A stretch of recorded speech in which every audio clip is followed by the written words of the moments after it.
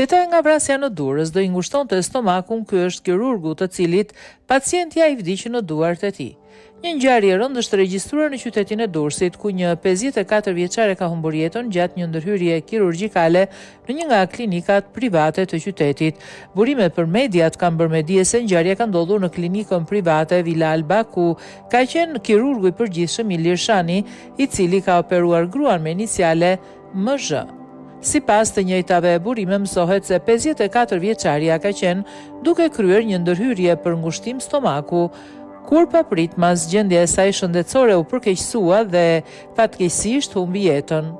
Lidhur me këtë ngjarje, Blut e Durrësit kanë proceduar në gjendje të lirë mjekun Ilir Shani, i cili rezulton të jetë pronar i këtij spitali, sa kaq autoritetet kanë nisur një hetim të thellë dhe ku po shqyrtojnë shkaqet e vdekjes dhe po mbledhin provat mjaftueshme për të hedhur më tepër dritë në lidhje me këtë ngjarje dhe mbi shkakun i cili solli edhe vdekjen e pacientes në duart e mjekut Shani. Referuar materialeve në prokurori, ku nisi procedimi në gjendje të lirë për veprën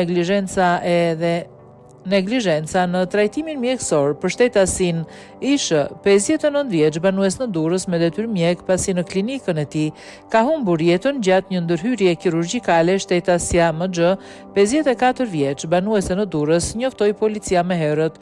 Sa kaq në faqen zyrtare të spitalit, mjeku Ilir Shani thuhet se është me një eksperiencë me më shumë se 30 vjeçare në fushën e kirurgjisë gjenerale.